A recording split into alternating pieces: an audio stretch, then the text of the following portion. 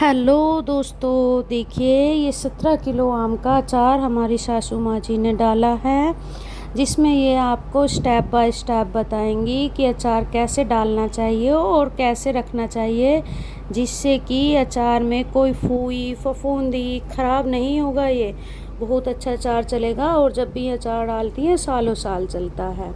तो देखिए बता रही हैं कि ये 17 किलो आम हैं और मार्केट से कटवा कर मंगवाए हैं, बट दोस्तों थोड़े गंदे हैं तो इनको धोना पड़ेगा। तो चलिए अब हम इनको लेकर चलते हैं छत पर और इन्हें धोकर और इन्हें एक दिन की धूप लगा देंगे, जिससे कि अचार की जो आंबियाँ हैं बिल्कुल साफ़ सफ़ेद हो जाएंगी।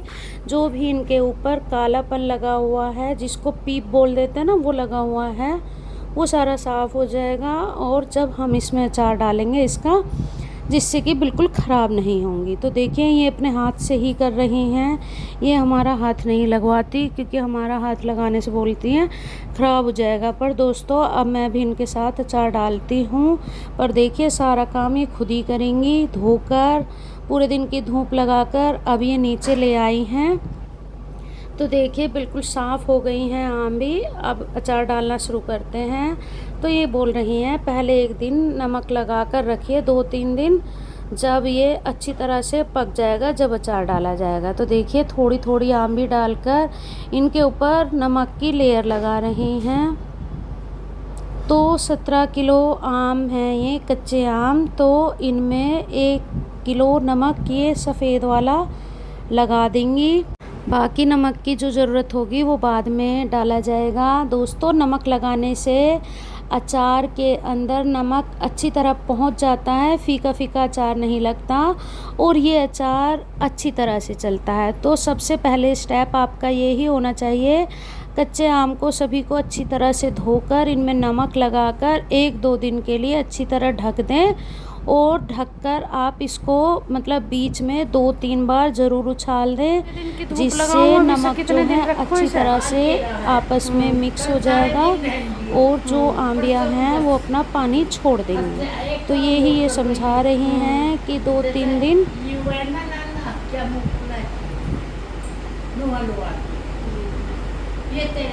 बोल रही हैं इसको अच्छी तरह से उछाल कर 2-3 दिन ऐसे ही रखना। तो देखिए 3 दिन हो गए थे, ये आम मैंने ऐसे ही रखे ढककर, और अब इनको निकाल कर हम पूरा 1 दिन की धूप लगाएंगे। और जो ये पानी है इसको आपको फेंकना नहीं है, बहुत फ़ायदा होता है इस पानी का अचार में, ये सारा मसाला फूलता है इनसे। तो देखिए ये अचार के अब मसाले आ चुके हैं, बिल्कुल पैक किए हुए हैं, खुले मसाले नहीं मंगाए हैं। तो सासू माँ जी बोल रही हैं कि भाई अगर जो खुले मसाले मंगाओगे तो अचार ख़राब हो जाएगा। अब आप मतलब ये बताएंगी कि अचार में मसाले कौन कौन से डालने चाहिए, जिससे अचार ख़राब नहीं होता, अचार चलेगा सालों साल। तो देखिए इन्होंने सौंफ दरदरी पिसवा ली है और धनिया भी पीस लिया है, धनिया थोड़ा बारीक पीसा है।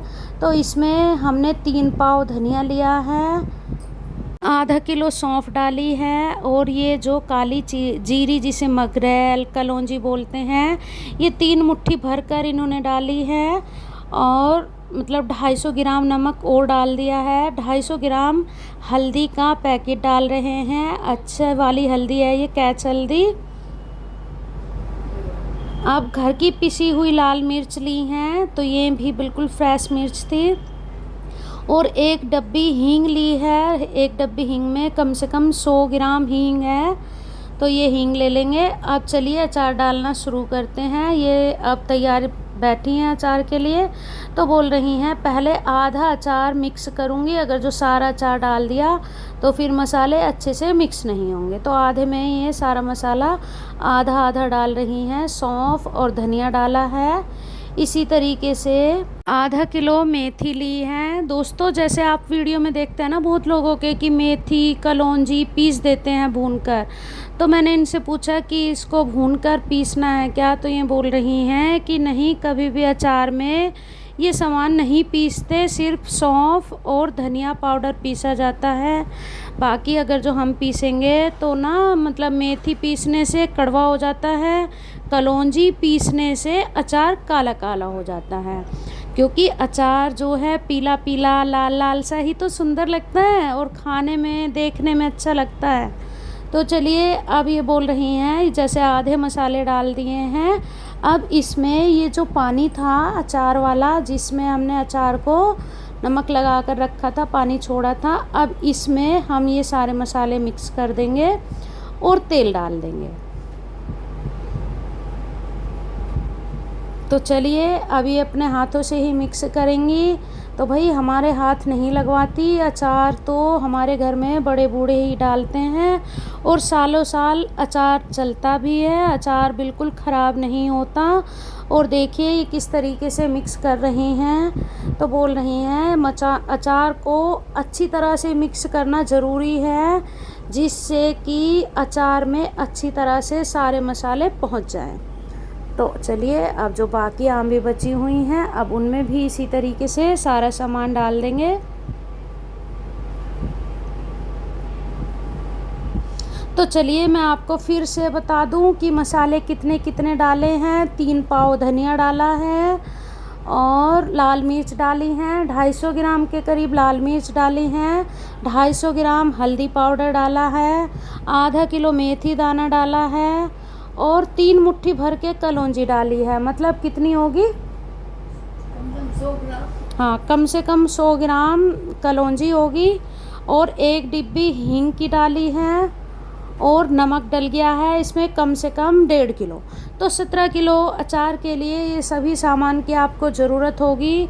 और दोस्तों मैं आपको बता दूं, जो आप तेल डालोगे ना, तेल हमेशा अचार में पहले मिक्स करिए। मिक्स करने के बाद सारा डब्बे में डालने के बाद अचार में ऊपर से तेल डाल दीजिए ऊपर तक, जिससे कि अचार में बिल्कुल भी फूई नहीं लगेगी। तो बताएं, सासू माँ जी पूछ रही हैं मेरा अचार डालने का तरीका कैसा लगा है। अगर आपको अचार डालने का तरीका पसंद आया है तो इनको लाइक करें, कमेंट करें, चैनल को सब्सक्राइब करें और अपने घर परिवार में सभी को शेयर करें। तो देखिए अब ये अचार डब्बे में डाल रही हैं। ये अचार भी आपको पूरे एक डब्बे में नहीं डालना, आधा आधा डालना है। आधा आधा डालकर हम इनमें फिर ऊपर से तेल डाल देंगे। तो देखिए इस तरीके से आपको तेल डालना है और रखिए और खाइए।